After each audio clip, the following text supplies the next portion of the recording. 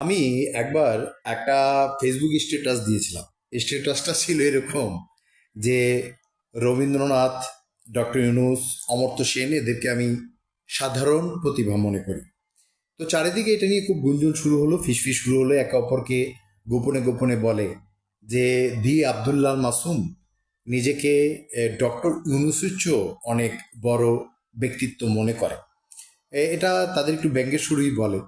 তো আমি এই কথাগুলো শুনে বিভিন্ন জনের মুখে আমি বলেছি, না, ডক্টর ইউনূস অবশ্যই আমার চেয়ে বড়।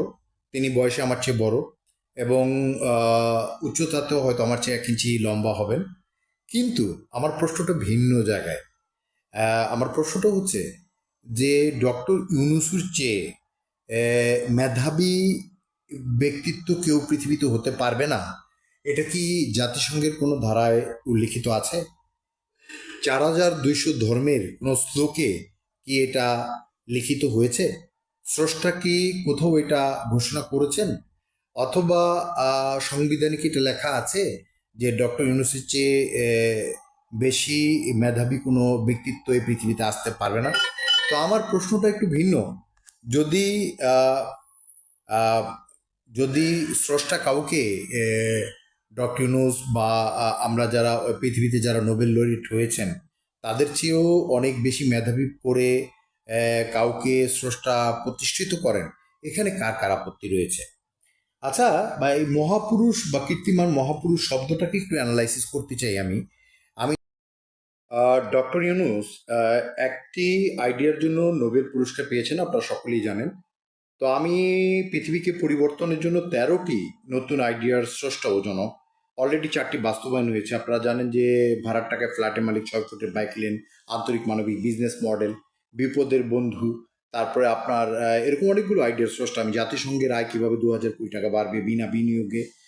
তারপরে 1 টাকায় প্রতিদিন কীভাবে 2 জন কোটিপতি সৃষ্টি হবে।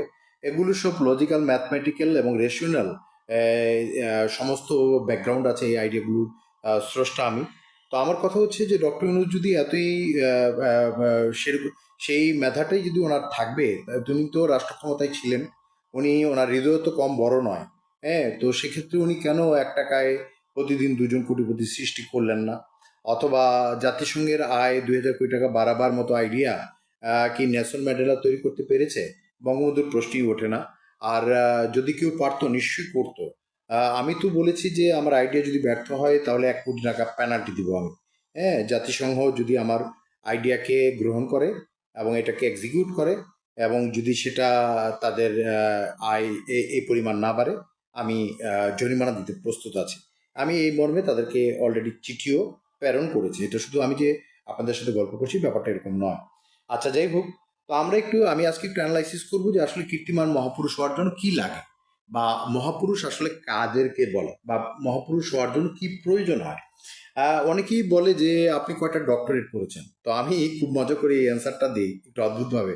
আমি বলি যে আপনি যে বিশ্ববিদ্যালয়ে লেখাপড়া করেছেন, পড়াশোনা করেছেন, আপনার ইউনিভার্সিটির ভিসি আমার ছাত্র হবার যোগ্য কি না সেটাও তো দেখতে হবে। আর আপনি যে শিক্ষার প্রশ্ন তুলেন, তাহলে আমি বলবো যে মহাপুরুষ হওয়ার জন্য শিক্ষার প্রয়োজন নেই। হ্যাঁ, দরকার হচ্ছে আহ, অন্তর্দৃষ্টি। হ্যাঁ, দরকার হচ্ছে অন্তরের ঐশ্বরিক আলো। বাইরের যে শিক্ষা, সেই শিক্ষার চেয়ে অন্তরের যে ঐশ্বরিক আলো, সেই আলোটা অনেক বেশি অমূল্য। হ্যাঁ, তো যেমন আমি একটু প্রমাণ করতে পারি। আপনারা জানেন যে সক্রেটিস, নবীজি, লালন শাহ, তারপর ধরুন আধ্যাত্মিক যে সাধক শ্রী রামকৃষ্ণ পরমহংস, তিনি ছিলেন স্বামী বিবেকানন্দের গুরু। অথবা ধরুন না যে সম্রাট আকবর দি গ্রেটের কথা, তার কিন্তু স্মৃতিশক্তি এবং জ্ঞান পিপাসা ছিল অসাধারণ। হ্যাঁ, কিন্তু তিনি কিন্তু নিরক্ষর ছিলেন। তো সেক্ষেত্রে আসলে অক্ষর জ্ঞান এক জিনিস, ডক্টরেট সার্টিফিকেট এক জিনিস, আর কর্মদ্বারা মহাপুরুষ হওয়া। আমি অনেকের সাথে কথা বলেছি, তাদের মতামত নিয়েছি যে আসলে তারা মহাপুরুষ বলতে কি বোঝে এবং তাদের জ্ঞানের ভিতরে মহাপুরুষ শব্দটা কিভাবে কাজ করে। তো আমি আমাদের দেশে তো আসলে 80% মানুষই তাদের ভিতরে শিক্ষার অভাব রয়েছে, তাদের ভিতরে ধর্মান্ধতা রয়েছে এবং মূর্খতা কাজ করে। তো আমি দেখেছি তাদের ভিতরে মহাপুরুষ বলতে তারা বোঝে হচ্ছে ডক্টর জাকির নায়েক। মিজানুর রহমান আজহারি। তো আমি বলেছি যে নবীজি, শ্রীকৃষ্ণ, যীশুখ্রিস্ট, গৌতম বুদ্ধ আধ্যাত্মবাদের কারণে বা একটি ধর্ম প্রচারক হিসেবে মহাপুরুষ হতে পারে, কিন্তু তাদের শ্লোক যারা আওড়ায় বা একটি নির্দিষ্ট গ্রন্থের শ্লোক নিয়ে যারা কাজ করে, প্রচার করে, তারা ধর্মের প্রচারক হতে পারে, তারা আবৃত্তি শিল্পী হতে পারে, কিন্তু তারা মহাপুরুষ কিভাবে হতে পারে? হ্যাঁ, তো তোমাদের চিন্তাটা কি সঠিক? আবৃত্তি শিল্পীকে যদি মহাপুরুষ মনে করা হয়, আমি মনে করি যে এই ধারণাটি একটি ভুল ধারণা। আচ্ছা, যাই হোক, অনেক তাদের ধারণা যে এরকম অনেক মানুষ আমি দেখেছি বা পেয়েছি যারা মনে করে যে নামাজ রোজা না করলে সে মহাপুরুষ হতে পারে না বা তারা এটা মেনে নিতে পারে না। তো আমি তাদেরকে জিজ্ঞেস করেছি যে Einstein, Spielberg, mother Teresa, Socrates, Amartya Sen, Mahatma Gandhi, তারা তো জীবনে কখনো নামাজ পড়েনি, রোজা করেনি। নামাজ রোজার সাথে মহাপুরুষের সম্পর্কটা কি? হ্যাঁ, নামাজ রোজা পড়লে সে ভালো মুসলিম হবে, প্র্যাকটিসিং মুসলিম হবে, বা বোঝা যাবে যে একটি ধর্মের সে ভালো একজন একজন গুণগ্রাহী বা একজন ভালো আহ, আহ, আহ, একজন মুসলিম বা একজন ভালো সে ধার্মিক। হ্যাঁ, ধার্মিক হওয়ার সাথে তো মহাপুরুষ মহাপুরুষ বা মহিষী নারী হবার জন্য সৌন্দর্য কোনো মাপকাঠি নয়। মাদার তেরেসা কি সুন্দরী ছিলেন? অথবা নেলসন ম্যান্ডেলা কি সৌন্দর্যের মাপকাঠিতে আহ, একটা ভালো নীতিতে পৌঁছতে পারবেন? অথবা যদি আমরা বলি, পদার্থ বিজ্ঞান ও রসায়নে নোবেল পুরস্কার পেয়েছেন মেরি কুরি, হ্যাঁ, তিনি অত সুন্দরী ছিলেন না। অথবা ফ্লোরেন্স নাইটেঙ্গেল। সৌন্দর্য মহিষী নারী হওয়ার জন্য বা কীর্তিমান মহাপুরুষ হবার জন্য জরুরি নয়। আহ, শিক্ষা আমরা দেখছি জরুরি নয়, সৌন্দর্য জরুরি নয়। যদি ক্ষমতার বলে কীর্তিমান মহাপুরুষ হওয়া যেত, তাহলে তো সর্বপ্রথম মনে হয় ডোনাল্ড ট্রাম্প হয়ে যেত। তিনি তো একজন সাধারণ রাষ্ট্রপ্রধান হতে পেরেছেন বা একটি পরাক্রমশালী রাষ্ট্রের প্রধান হতে পেরেছেন, কিন্তু মহাপুরুষ কিন্তু হতে পারেননি। হ্যাঁ, তো দেখা যাচ্ছে আসলে ক্ষমতাও মহাপুরুষ হবার জন্য নিক্তি নয়। নিক্তিটা তাহলে কি? হ্যাঁ, নিক্তিটা কি তাহলে জনপ্রিয়তা? জনপ্রিয়তা যদি নিক্তি হতো তাহলে তো মহাপুরুষ হয়ে যেত হিরো আলম, শেফুদা। অথচ দেখা যায় যে তারা বা মানুষের যে নৈতিক অবক্ষয়ের যে জায়গা বা মানুষের যে রুচির একটা স্খলন, সেখান থেকে তারা অনেকের প্রিয় হয়ে উঠেছে।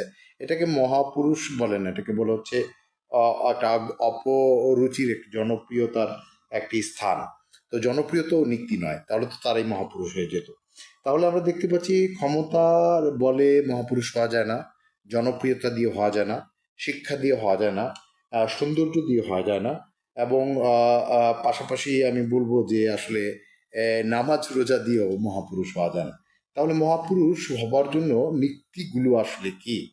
আহ, মহাপুরুষ হবার জন্য আমি মনে করি যে কর্ম, উঁচু চিন্তা, হৃদয়, সৃজনশীলতা, বড় ধরনের কল্যাণময় অবদান, অনুপ্রেরণা এবং আধ্যাত্মবাদের বিকাশ, এই মানবতাকে এগিয়ে নেয়া, এগুলোর আহ, মানে এই সমস্ত বিষয়গুলো দিয়ে আসলে মহাপুরুষদের আমি মনে করি যে একটা অবস্থান তৈরি হয়। মহাপুরুষ কিভাবে আপনারা নির্ধারণ করবেন? মহাপুরুষ কিন্তু অচেনা একজন ব্যক্তি হতে পারে, এবং বা অনেকে বলেন যে মহাপুরুষ হলে তো অবশ্যই তাকে চেনা মানুষ হতে হবে। না, এটা ভুল। হ্যাঁ, অনেক মহাপুরুষ আছে যাদেরকে আমরা চিনি না। হ্যাঁ, কিন্তু আপনি কিভাবে মহাপুরুষ নির্ধারণ করবেন বা মহিষী নারী? আপনার আশেপাশেই দেখবেন এমন হয়তো কোনো মানুষ থাকবে যাদের লক্ষ্য খুব বৃহৎ বৃহৎ লক্ষ্য থাকবে, তাদের নিঃস্বার্থ আত্মত্যাগ থাকবে, তাদের গভীর মানবিকতা থাকবে, এবং তাদের ভিতরে সহানুভূতি থাকবে। শত্রু মিত্র, ধর্ম বর্ণ নির্বিশেষে, ভূগোল নির্বিশেষে তাদের সহানুভূতি একটি মন হৃদয় থাকবে। তারা ক্ষমাশীল থাকবে, অহিংস থাকবে, এবং তাদের ভিতরে যেটা খুঁজে পাবেন প্রজ্ঞা, দূরদর্শিতা, এবং পাবেন অদম্য সাহস এবং একাগ্রতা, এবং একটা নৈতিক অবস্থান তাদের থাকবে, যেটা থাকবে খুব আত্মবিশ্বাসে বলিয়ান।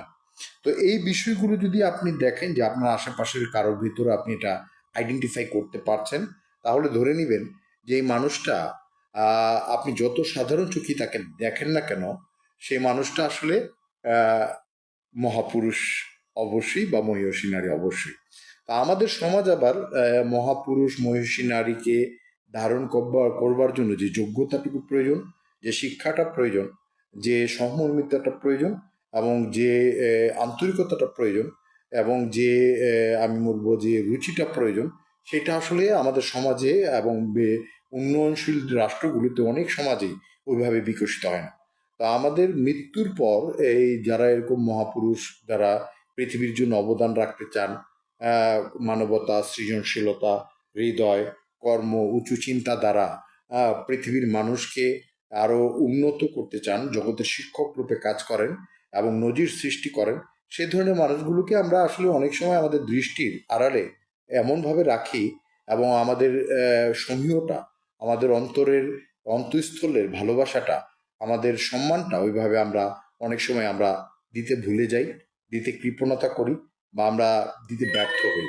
আমি মনে করি যে একটি রাষ্ট্রকে তথা একটি বিশ্বকে সুন্দর একটি উচ্চতায় পৌঁছে দিতে হলে এ এ ধরনের চিন্তা চেতনার মানুষদেরকে আমাদেরকে আমাদের অনেক বেশি দায়িত্বশীল আচরণ করতে হবে, অনেক বেশি আন্তরিক থাকতে হবে, অনেক বেশি শ্রদ্ধাশীল থাকতে হবে, এবং অনেক বেশি তাদের প্রতি মানে একটা আমি বলবো সহযোগিতা সম্পন্ন আমাদেরকে হতে হবে।